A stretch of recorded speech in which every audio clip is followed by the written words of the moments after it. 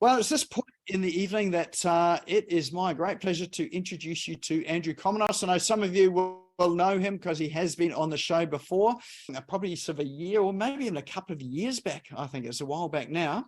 But Andrew is a sales coach, sales trainer, and he is very good at what he does, and he's worked with some pretty large companies as well too. In fact, I know that any of you that shop in Aldi, Andrew worked with someone that had their products placed in Aldi. That was a pretty big deal. And a lot of what they were doing was that they implemented some of Andrew's sales processes and some of what he teaches. And and I've seen their products in Aldi year after year after year. After working with Andrew as well. So Andrew also works with some large corporates as well. And in fact, he started his earlier life in Godfrey. I think it's Godfrey's. If you remember Godfrey's, he was the guy that would sell you a vacuum cleaner. So when you went in to buy the cheapest vacuum cleaner in a place called Godfrey's, you would end up walking out with something considerably more expensive, but considerably better as well too. And he ended up sort of developing a reputation there that got him training in that organization as well too. But I'm going to let Andrew introduce himself and what he's doing now. So let's put your hands together, give Andrew a big warm round of applause to welcome him on stage. What stage? The stage from my hotel room in Melbourne. That is it. That's the stage. Hey guys, how you going? This is actually, funny enough, my first speaking gig in more than a year, which is exciting. So, and I'll explain why. So, for those of you who don't know, my name's Andrew Comminos, as Nick said. I'm actually a little bit about me. I'm a hiker, adventurer, and climber, and I'm a climber, and I love climbing. It's all about climbing. Life is climbing, right? So for me, it's all about summiting mountains and, putting myself into risky situations, right? But I thought I'd start by telling you the story of why this is my first speaking gig in a year. And so for anyone who knows me, I was very extremely outrageously active on social media and as a business owner for very many years as a sales and business coach. And what actually happened, we'll go back 5 years. So I started a business in excess of 5 years ago, and I met a wonderful woman who had 2 beautiful children.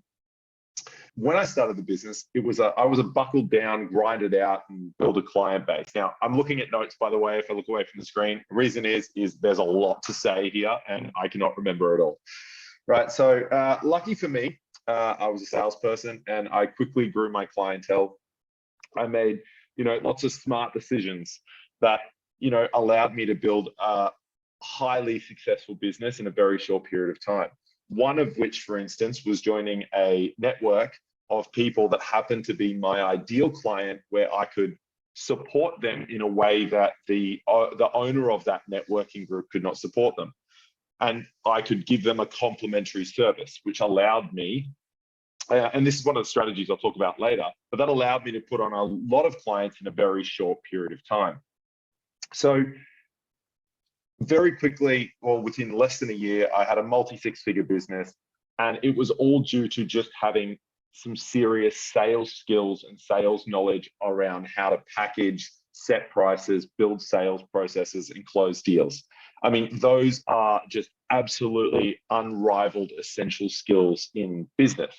I actually used to say to Nick all the time that everyone will teach you the 95% of business, but sales is that 5% of business that actually has to come first, because you need clients before you can do anything else, right? So now it really is that powerful. And I mean, don't be wrong, I like the marketing course too, but that really didn't do much for me. It was more about what I did with the people there. But a few years on, the push caught up with me. I had built a successful business that was compromised. How was it compromised? Well, it was compromised in the way that I was doing things. Firstly, the business was underpinned by the rules of experts that I had listened to in the marketplace.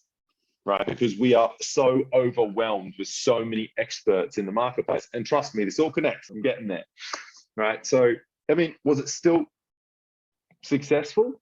Sure, right? But it was compromised by the way I was doing things.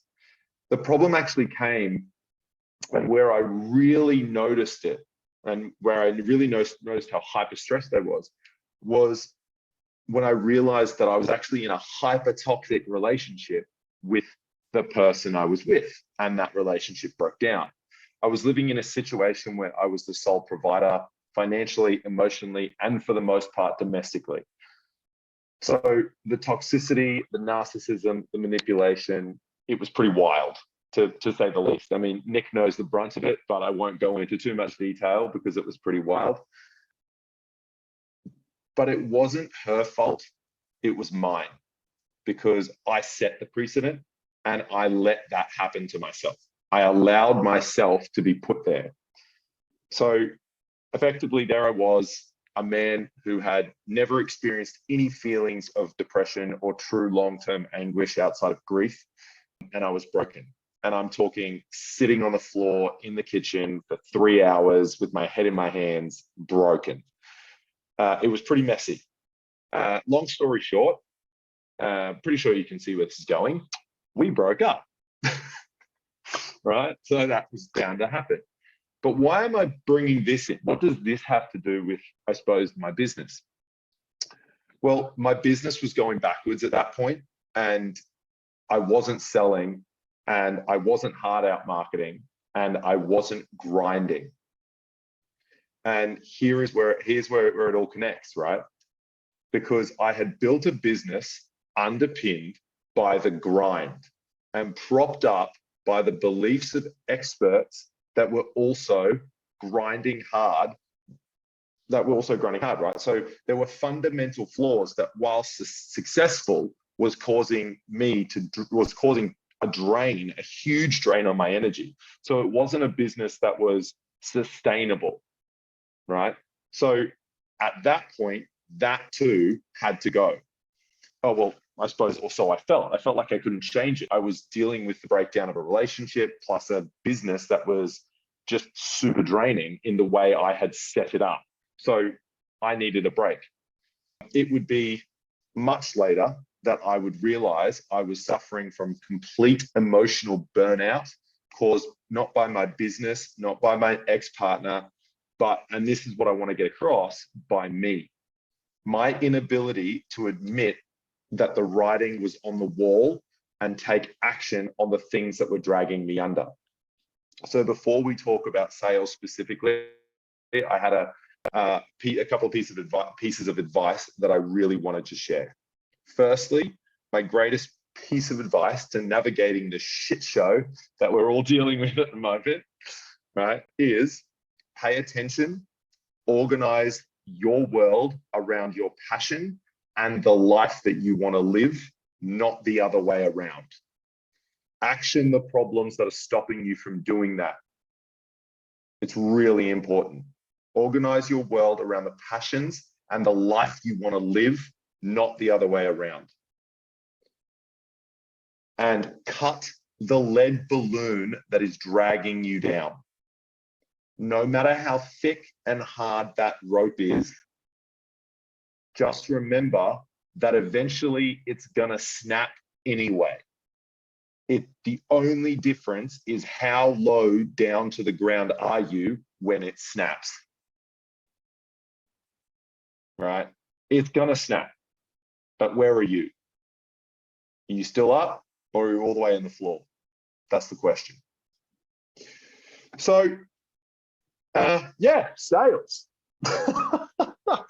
Let's get into that, shall we? So, guys, I mean, that is just, the reason I mention that is because I promise you, you cannot function, you know, so in, like, I mean, I'm a business consultant, right? So, and I can tell you, you can't function, run, or process any kind of business when you are feeling that way. Like, it's just impossible, right? So, let me make this clear. sales, and guys, get pens, get paper, do whatever, but there is a hell of a lot of information I'm about to share in a very short period of time. I've come prepared, and I will share these notes too for anyone that is actually physically in the room. But there is a lot of information. So I will read and then I'll elaborate, and then read and elaborate. But there's a lot of information because I wanted to give you as much as I could in a short period of time. Thanks, Nick, for the platform. So now, sales is still alive. Let's make that really clear from the get-go. You'll hear experts say, don't sell, have a system that builds trust and creates customers that are ready to buy. Get your customer ready to buy, so when you get to the meeting, you don't need to sell. That is selling, firstly. Like, that is selling. Secondly, at the meeting, you will still need to sell. I don't know if anyone's realized that in this post-COVID world, people are less likely to buy than more likely to buy. Like, simply, it's a little bit harder, and that's okay, right? That doesn't mean it's not possible, but people's bullshit radar is very finely tuned at this point, right? So it's really important to know that you still need to sell when you get to the meeting, right? Now, sales is not just customer focused. And this is, we're always going to link back to what happened to me, right? So sales is not just customer focused. You've got to remember, you should be selling to your suppliers, your collaborators, your potential investors, your networking partners, right? You have to sell yourself to these people to simplify your life, your business, and build it around what your passion and your life and the structure of your life is going to be. You can't just focus on only selling to your clients. See, a lot of people are like, I want to get more clients, or I want to get costs down. Well, if you want to get costs down, right, start talking to your suppliers and trying to figure out how to save some money. Sure, but then while you're doing that, you shouldn't be stopping any sales tactics to, bring clients in. But I want to make this clear. I do not advocate for, in a poor economy, I do not advocate for trying to get costs down over trying to get sales. A really good example is when COVID hit and everyone just shut down buying. I got all my clients at that time. They all wanted to cut and run, start canceling all their contracts with lots of people. And I said, all right, let's try something. And I said, I want you to double down on your marketing, double down on your sales, and see what happens. And all of them, like, almost tripled their business. Why? Because no one else was doing the same thing. Everyone else cut and run. So who were the only people that were out there on the market putting together deals? Right? So they were the ones that were in people's faces. So now's the time to actually get out there when other people are cycling back. The second thing, trust is more key now than it ever has been. We live in a doubtful world. Everyone in business has been screwed over at some point. Like, put your hand up if you've had a bad partner, a bad course, or a bad product at some time in the last couple of years. Right? Everybody has had that, right? Nick, it wasn't me, mate. Don't put your hand up. Right. So too much money has been wasted on that sort of stuff, and people feel need to feel an intense sense of trust with you. Your lead magnet is not enough. Please don't let people tell you that your lead magnet is enough of a sales tool to clinch a deal, right? It's just not. You need to utilize what I call an open communication method. Right? Open communication is never hiding your salesmanship. People are okay with being sold to. It's totally okay. And this is where we need to shift from old sales methods into the new world of selling. People are okay to be sold to. What they don't like is when you try and hide the fact that you're selling from them. You're trying to hide these sales tactics. When you say to someone, no, I'm not trying to just earn money from you. Yes, you are. It's fine. Take it. It's okay. right? When you're in business, right? People know the reason you're talking to them is because you're trying to make a sale, right? And they're okay with that as long as you're okay with it. Where they become not okay with it is when you're not okay with it. When you're not willing to own the fact that you want to make a sale, then it seems unauthentic. It's not real. And people need you to be real. So always treat the customer like an equal. Don't ever treat the customer like an idiot, right? It's actually something I've been seeing a lot these days, where a lot of experts are saying, remember that your customer doesn't know as much as you, so you really have to make sure we're treating the customer like they don't know as much as you. You need to be the expert. You're right, you do need to be the expert. But just remember, your customer also knows a hell of a lot more than you in other fields. They've come to you for a product that you are the expert in. So don't ever treat them like they don't know anything. It's really important to make sure we're not treating them like an idiot. Now, some of this information is going to work for some of you. I just want to make that clear. And some of this information is also going to be some other not relevant for you at all. So make sure you take with a grain of salt what works for you, because I am also not another expert out there that knows everything about everything in all times. All of this stuff has to work directly for you. So now, another thing that I like to say is, guys, giving free samples of what you do, and I don't mean lead magnets, I mean proper free samples of what you do, is a great trust builder, just as an example. I mean, a lot of people go, yeah, I don't give away my information because that's what I've worked so hard for and people need to pay me for that. Well, guys, what are you trying to hide?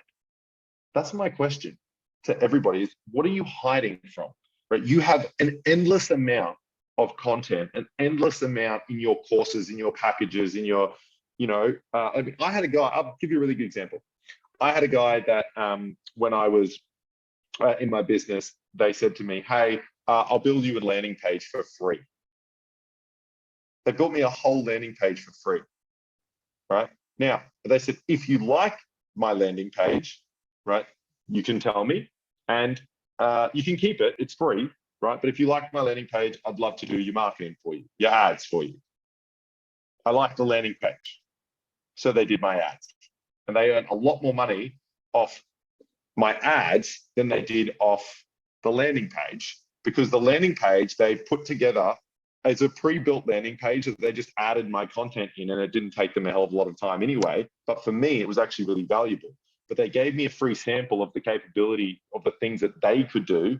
And so I bought from them in the future using that exact landing page, right? So free samples, they really do make a deal. I mean, this is no new concept, by the way. This is a pretty old concept that, people have been using for ages in hospitality. Hey, here's a free piece of brownie, right? That tastes delicious. I'll have that brownie. Maybe I'll buy one, right? And you buy a brownie and probably a coffee at the same time. So, guys, with so much content on social media, people have, like I said before, have finally tuned their bullshit radar to such a point, in fact, that they can sniff it out a mile away. So a few little key things to remember with that is own who you are, own your skills, and own your shortfalls. Don't try and play the big business when you aren't. Right? Here's an example, right? I've just started up again after taking a year break. Take a wild guess how many clients I have. I'll give you one guess. Zip.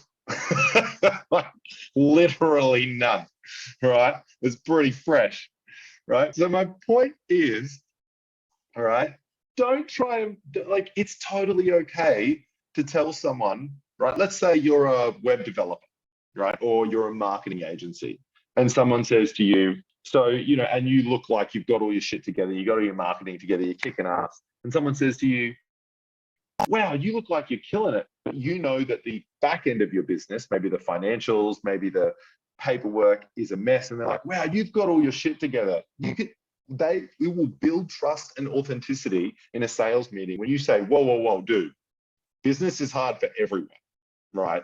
I do not have all my shit together. Here's an example, right? And all of a sudden that person goes, oh, so you're human too. right? Don't get on social media telling everyone how amazing you are as this epic expert, right? And not share the struggles of business, because it's different when the big guys do that, who have like millions of dollars, because everyone knows that, yeah, their business is probably pretty together for the most part, because they have hired experts within the company that do that stuff for them, and they just focus on this one part. So it's fine to have shortfalls, and people want to hear that, right? So listen, confidence and conviction, and this is no new thing, right? But we live in a doubt-filled world, and people don't know what to believe, have no idea which business path to follow. So while it is important you are real, right, you also need to own the fact that you are fucking awesome at what you do. That's it. But it's at what you do. Right? And this is something that I see all the time that people don't do in a sales conversation, right? And ladies, mostly I'm looking at you. Guys, you're pretty good at being like, yeah, we're the best. Yeah, look at me, I'm macho. Right? Great, right? But very often the ladies are actually better at it than we are, and they just don't own their own self, right? So my point is, you have to own who you are. You have to own your expertise. You don't have to own someone else's expertise. Remember, if I walked into Nick's business and tried to do what Nick does, I would fail miserably because I can't do what he does, right? I certainly would not be able to deal with the level of complexity that Susie puts up with in her business, for instance, right? But I'm good at what I do, and I'm an expert at what I do. So when your customer's coming to you, they're coming to you for your expertise in your area of business, and you need to own that you can deliver.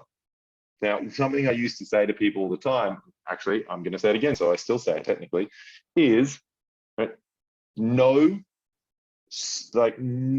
of the most famous people in the world or the richest people in the world became that way by being super modest about how good they are at what they do. Right? They're modest. They might be modest and humble as people, but none of them are, hey, I'm not very good. You don't see Usain Bolt running around going, I can't run very fast. It just doesn't happen, right? He's just not that guy, right? It just, Bill Gates doesn't go, oh, I can't grow a good business, right? Those people just don't do that, right? So you need to own who you are and what you're good at, and your clients need to see that from you. Remember, people want a leader in the areas of their business that they don't know about. They don't want a leader in the areas of their business that they do know about, right? There's a concept in sales that this is probably one of the most powerful things that you can do for yourself that 1% of you will do. Actually, probably one person in this room will do this even after I tell you, because it's really freaking uncomfortable to do. I call it slapping the client, right? So when you're in a sales meeting, people sometimes need to take a beating, right? You can tell the client how it really is, or the potential customer how it really is. And very often we shy away from that. And the reason we shy away from that is because we're not willing to put ourselves in that uncomfortable position. But a lot of the time, the customer, except for you, Paul, please don't do this to people who have just lost their loved ones. You can't do that. That's not a good idea. So, guys, but you need to be able to tell a customer when they're saying, I do this, this, and this is amazing, and this has worked for me, right? You can say to someone, okay, so if that stuff is working for you, why are you here?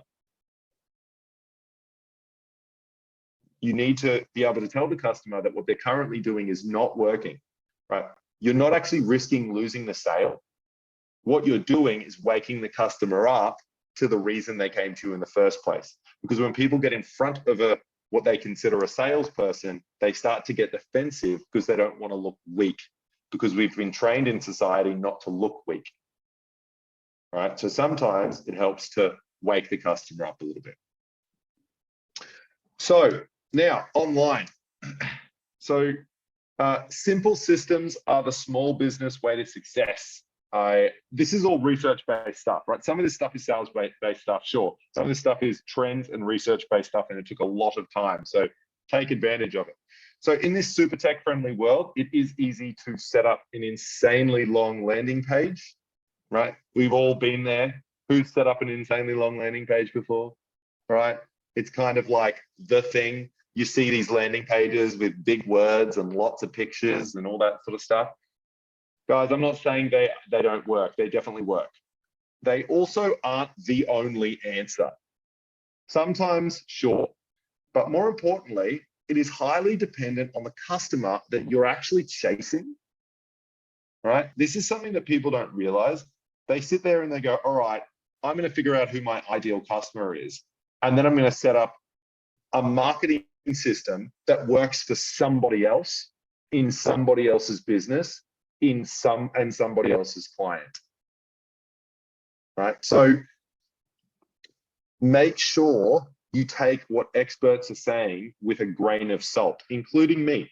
I'm not perfect, right? Take what everyone says with a grain of salt, because it's what's worked for them in their business. What you really need to focus on, right, is finding experts that will adapt to your business and your ideal client using their skills and and some of their methods, right? Because your customer is different to their customer. See, big guys will have these crazy funnels that bring in 500,000 people and make millions of dollars, right? I've said this to everyone a million times over. Everyone who here is a service-based business? Chuck your hand up. Service. Great. Okay, who here is a product-based, a high level, like a high ticket product-based business? Cool. Low ticket product-based business? Okay, cool. Perfect. So high ticket product-based businesses and services. Just get a meeting. Get a meeting, right? Seriously, like that is like in a world where we are struggling for sales, particularly, right? Get a meeting. I say this to people. The purpose of a phone call is to get a meeting. Just remember that. If you're ever calling somebody, you're getting some meeting. If you're calling a supplier, you're getting a meeting with the supplier for a reason, right? Face-to-face conversations, right, or Zoom conversations are much more powerful than a phone conversation. Stop trying to close someone over the phone, right? Your conversion rate over the phone is going to be much lower than your conversion rate face-to-face. Right now, that's not, I want to make this clear. Take it with a grain of salt. Some people, right, are really great over the phone and not very good in person, right? But for the majority of us, for 99% of us, get a meeting, right?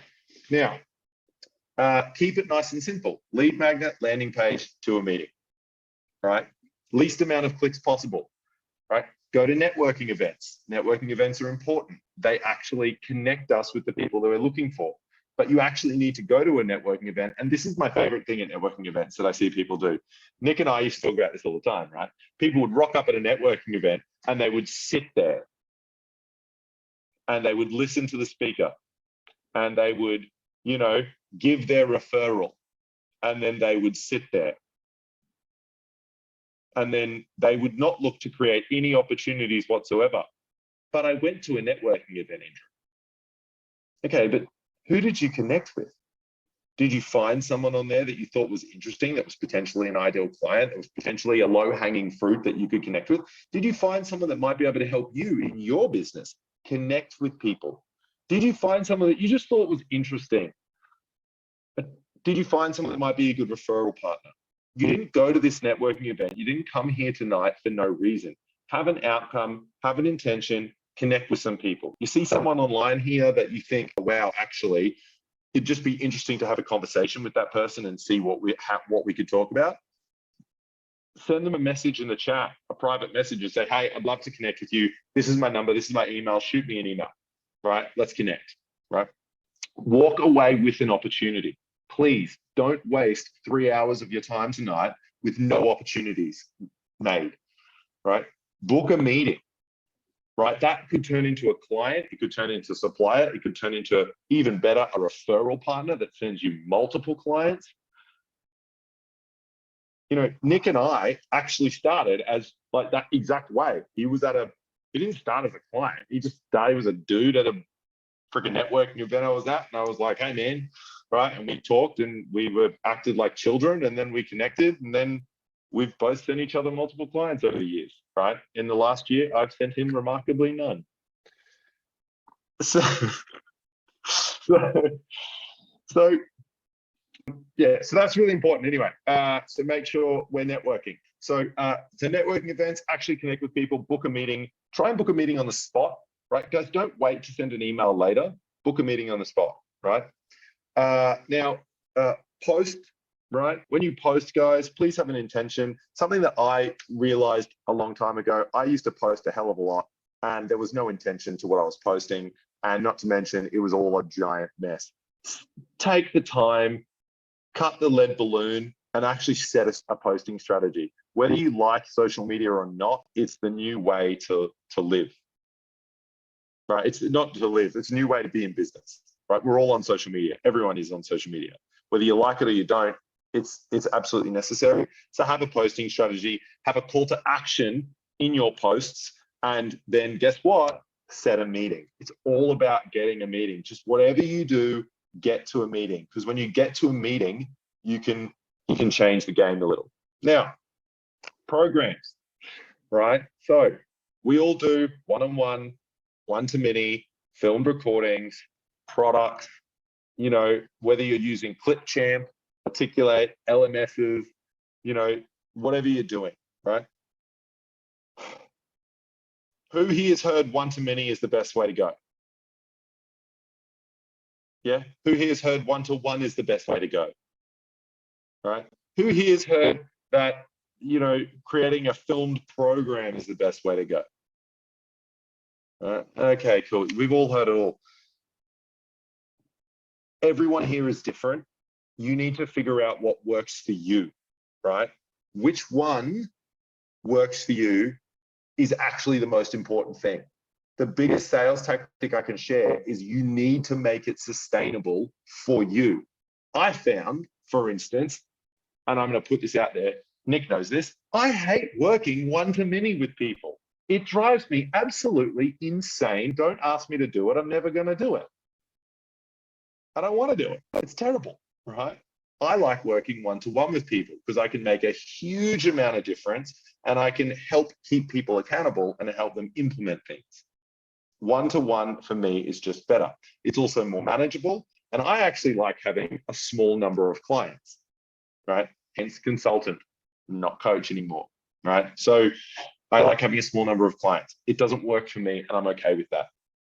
All right, you need to do what works for you. If you are someone that's really good at creating programs, right, then that's what works for you. If you don't like working in a session with people, then don't do it. Don't do things that are draining your energy, because that energy that is getting drained will then not be put in other places of your business, like, you know, your back of house that needs to be kept tidy, your finances, or somewhere else, or your relationship in some other stage, right? You need to create things that work for you. Now, if you're creating defined programs, like, don't become a scripted crazy person. That is one thing, right? People are there to hear your knowledge, right? So share your knowledge and share it intuitively is something I did find. In one-to-many, if you are creating one-to-many, my advice would be to separate the emotional and functional parts of the program. This is something that I didn't do. I find it actually runs a lot more smoothly if people have learned the mindset component to a program before reaching the functional section. Now, you can refer back to the mindset component once they've already learnt it, which is really good, but separating the mindset and the functional components can make a world of difference. For those of you recording, as a professional trainer, this is what I've done my whole life. Okay, so when you're making a sales program, like you're selling to people, I'm not going to talk about that. But when you are making a training program, right? So people have bought your course. A few key factors from a learning point of view to teach people things. Firstly, no video modules longer than 5 minutes. That's step one. If the video module goes for longer than 5 minutes, you lose people's attention and they will not learn, they will not get results. And if they don't get results, guess what? You've under-delivered and over-promised. Secondly, multiple modules is fine as long as the module is no longer than 5 minutes, right? So multiple modules per lesson, totally fine. It's just more manageable. People can stop and walk away. Secondly, one simple question or interactive activity at the end of each video to stimulate their memory, and that's it. You don't need a giant test. It's just not helpful. Get a mic, get a isolation shield, and get a pop filter. It's about $300 from Amazon. It's not hard, right? It's really easy. Now, this is the thing that will make you guys the happiest for anyone that is doing this. You actually don't need to be in the video. You can just make a slideshow and do a voiceover. They don't need to see your face. It's not necessary at all, right? And they'll actually learn more by just having a slideshow. Remember, when you are creating prices and courses for your programs or for your, in this world, complexity creates chaos. So if you want to breed chaos for your clients, please feel free to overcomplicate your process and your courses. So packages. So who here struggles to put their packages together? No? Everyone's good? Cool. Whose package has more than 5 items? Yeah. Lock it down. People get confused. If you've got more than 5 items in your package, right? It's likely going to confuse somebody, right? You should have, if you do have more, that's fine, but have the main value items as the package and then extras off to the side so they can read them and choose if they like that as well. Does that make sense? Right? But I tend to find from a majority stake, and I'm not saying everyone, but from a majority stake, too many items in a package is going to cause confusion and people will not buy. I had this exact conversation with Nick, maybe, how long ago, Nick? 2 years ago? So yeah, simplify the package, right? Simplify the package, simplify the price, right? It'll keep things, chaos creates indecision, right? And one of the oldest sales rules in the book, right, is simplicity sells. Right? And that's just the truth. So accessing networking and business networks or courses for access to people. Guys, can I point out, in this day and age, where it is harder, one of the best strategies you can utilize or you can implement is accessing or paying for a course that gives you access to a network where you have a complementary skill, right? It doesn't necessarily mean you're looking for that course. And I'm saying complementary. Please do not try and access a course where your skill is the same as the skill that they've just paid for. That just makes no sense whatsoever. And people do this all the time. But for instance, if you are like, hey, listen, I'm a sales consultant or coach, and I'm going to go to a marketing course where people need sales help. It actually makes sense for you. You're going to get marketing knowledge that helps you and access to a set of people that are looking for more sales help because they're getting more leads.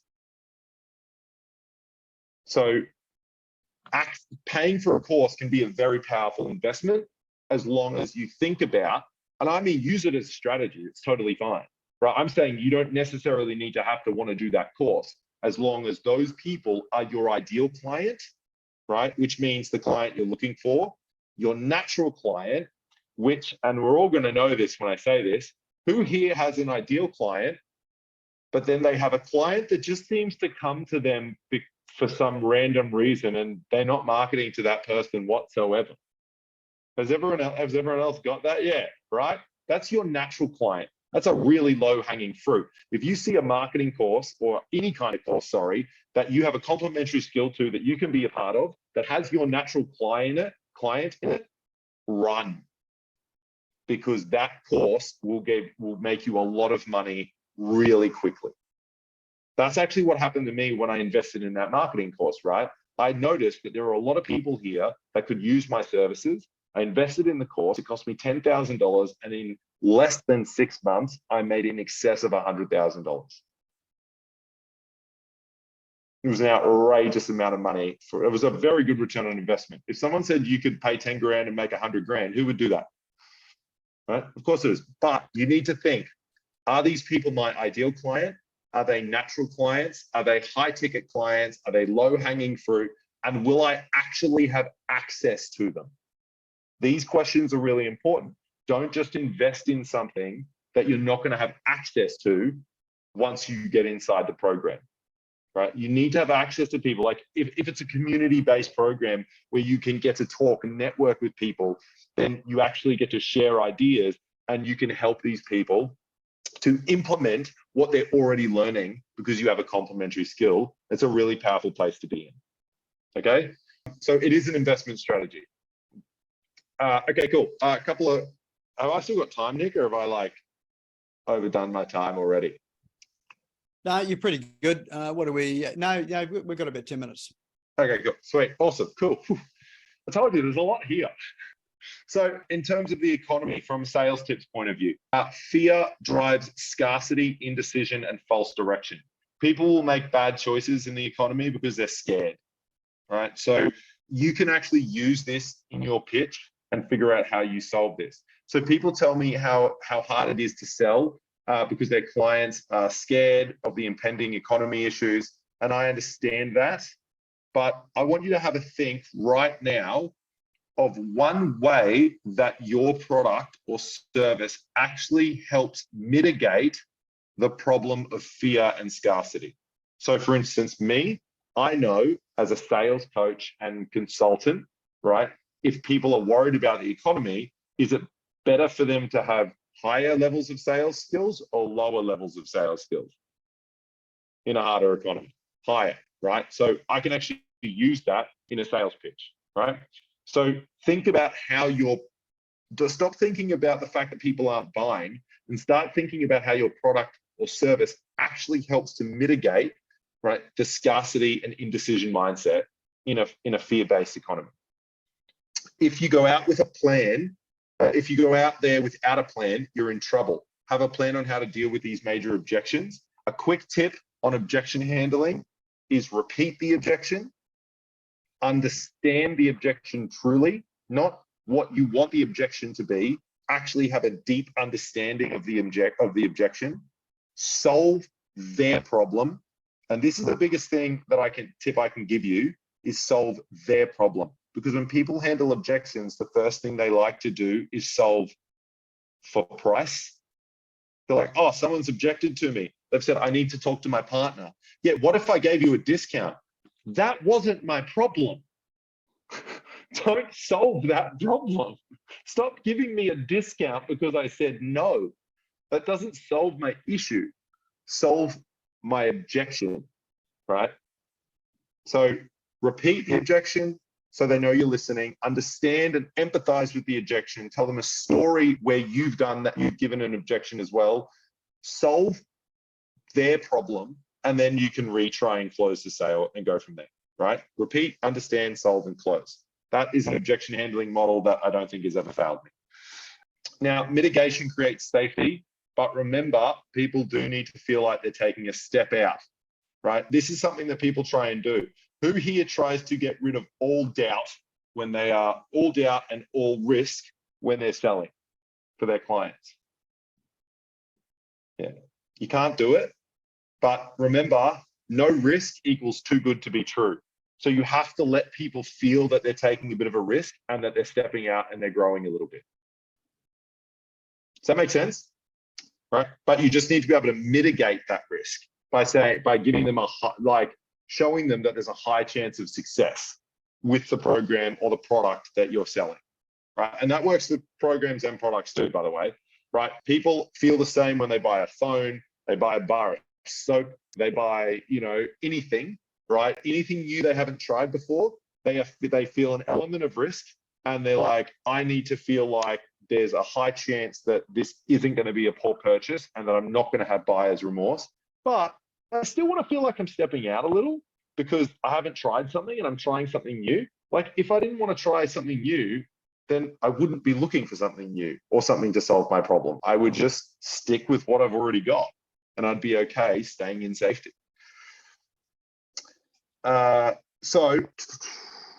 Okay.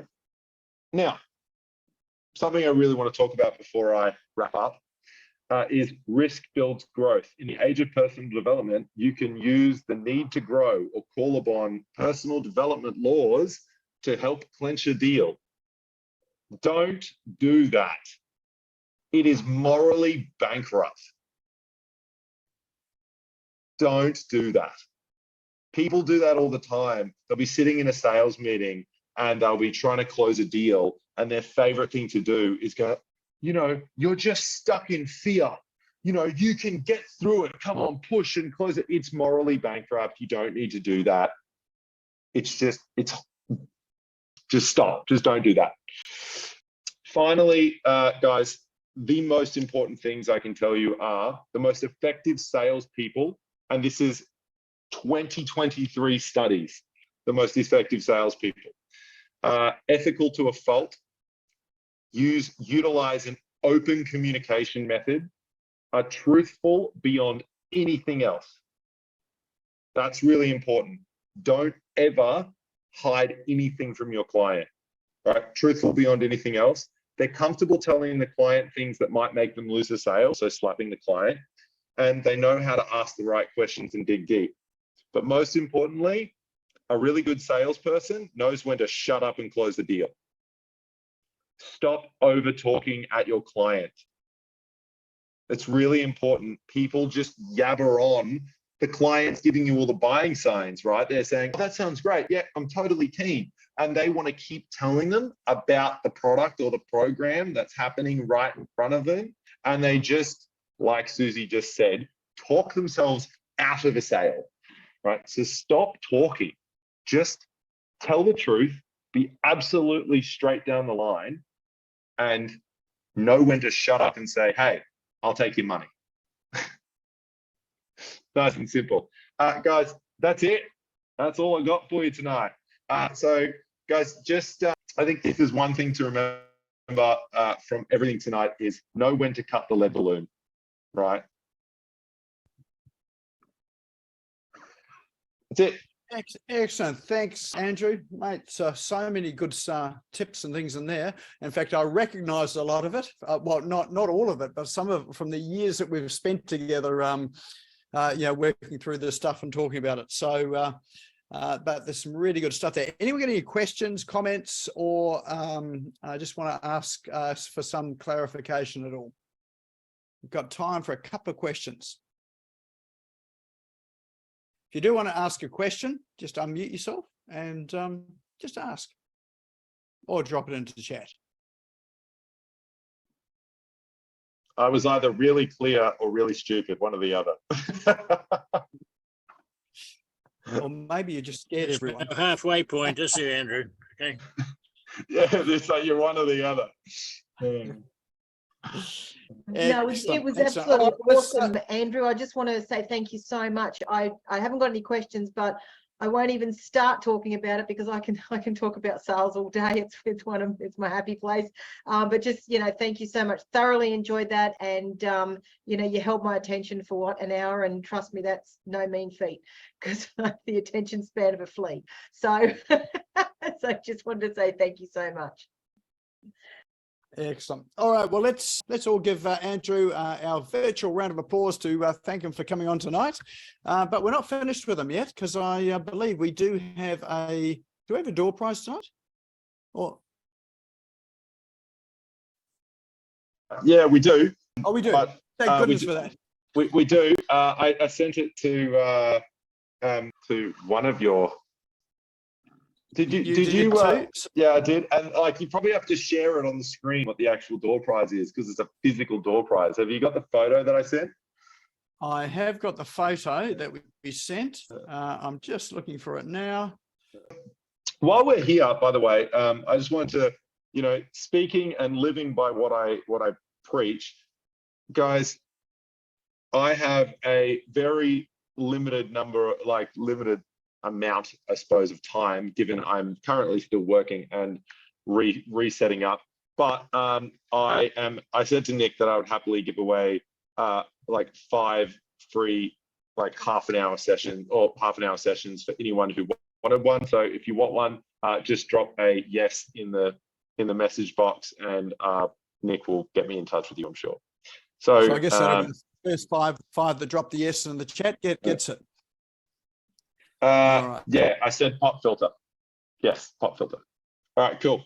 Well, Nick, you have to get me in touch with a couple of people.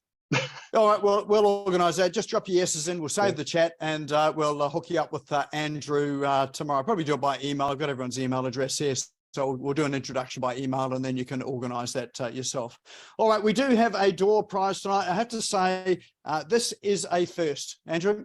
Never before have we had a physical prize like this here, which means you've actually got to get it to them. I could give away the whole salesy prize and not live by what I say, or I could be like, you know what? Let's give someone some fun. All right. Well, here's what it is. It means that you're going to get a package in the mail, and I know we've got a few overseas people here as well too. So the prize is here. It is there. Now you can't see that because it's still blanked out. See it. Can you share it to the screen, guys? No, I can't, but I'll tell you what it is. Yeah. I'll tell you what it is, because I've got it on my phone here. It is a Hamper World gift hamper. And I'm looking at here, it is the Mitchelton Duo. And what is in there is a couple of bottles of wine, a red and a white. Oh, it's Mitchelton wine as well too. There is cheese, there is some strange looking weird, looks like vegan healthy crackers and things. And there's and there are some unhealthy crackers in here as well too. And the anthocyanins at the bottom of the red wine. Okay. So there is a heap of stuff in here, and in fact, I reckon I'm going to put my name into the draw for this one too, because I want this as well too. So we do have our way of drawing this tonight. Everybody that is in the room here tonight is in the draw for this. We have our wheel of names. So JM, do you want to share the screen and get the wheel of names up? Everybody's name is in the wheel of names here. And so what we'll do is we'll spin it. So let's tap the wheel and spin the wheel. So virtual drum roll, please. And it is spinning. Geez, I don't know about your screen, but mine's a bit jerky at the moment. Our winner is, it's clicking around, Peter Beckenham, who lives in Thailand. But unfortunately, Peter's had to disappear. He has had to leave because he's running his own sales webinar tonight. So we'll let him know. Anyone kindly want to let him know that he's won that, and we'll redraw it again for those of us that are here in the room. So let's spin it again, JM. In your own time. Dude, no, it's been spinning for us for ages. You're just really laggy. Oh, I tell you what, the internet here is just something else. All right, then. The winner is Azim. So fantastic. Azim, of course, was our speaker last week. Was it last week? I think it was last week. Last week or the week before. Yeah. Or week before. Yeah. So, well, there you go. So Azim's in Sydney, and in fact, that's nice and easy. I can get that to you, Azim. You're not in like the US or Quebec or something, right? Like something, and me just going, how do I get something over there? Thanks, Andrew. That's awesome, mate. Thanks for the presentation. Well, in fact, couldn't have gone to a better person. You two guys are an ideal connection to each other as well, too. So if you don't know each other, so I'm sure you have a good conversation. All right, so what we'll organise that. I'll get you. I'll make sure that both of you got each other's email addresses and all that sort of thing. You can coordinate how all that's going to happen. And of course, I'll be coming down to Sydney to help you share in that gift basket a Zoom too. And I think Andrew will be there as well too.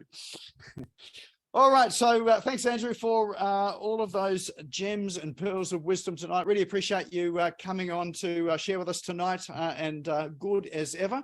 For those of you that want to connect with Andrew, you can find him on LinkedIn. He's also on Facebook as well too.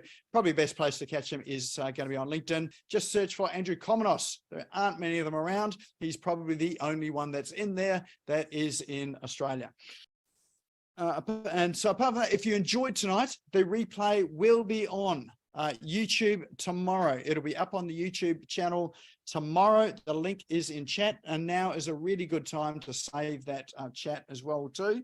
Last week we talked about the that's right, we had Jenny Mutu was on talking about Canva last week. How many people were here for that Canva program that really enjoyed that? Yep. What has come out since then is that Canva is just dropping a whole lot of new tools, releasing a whole lot of new tools in Canva as well too. It is super cool. And as we had a look at it, you can virtually run your entire business from within Canva, like all the marketing side of things, and it's got AI in there. It connects to all sorts of tools. You can even have your website up there. It's pretty incredible what they're doing. So to follow on from that program, we have a 6-week program running starting next Monday on not on how to become a better designer with Canva, but how to use Canva for your business to really make things so much quicker, to accelerate what you're doing, and to really uncover some of those hidden features which your VAs will thank you for. If you don't have a VA, this will save you a ton of time as well too. And just unpacking some of those, you'll find incredible for your business too. What it connects to is quite astounding. So if you're interested in finding out a wee bit more about that, we have a link in chat there for that. It's easy URL, ezyurl.co/Canva. And you're more than welcome to come and participate in that program there. For those of you that wonder what I do and what SmashGo does, we are I'm a online strategist. So I work with you with your online marketing strategies. We build websites. We help connect your CRM to it all so that you've got a system of perpetual lead generation and that you are successful online. So if you want to find out anything more about the services that we offer, just go to our website, which is smashgo.co, smashgo.co, and that link will be in chat as well too. But that there wraps it up for our session tonight. That is Business Owners Smashing Online for almost the end of March. We're almost coming into the next quarter. I think we've got one more session before into the next quarter. So thanks everyone for coming along tonight. Thanks Andrew for coming to share with us tonight as well too. And look forward to seeing some of you. Save the chat. Next week. Save the chat. Thank you. Thanks, Click those Andrew, three and thanks, little dots Nick. down the bottom. Save the chat. Yeah, thanks, guys. Yeah, all very good. Have a good night. See you next week.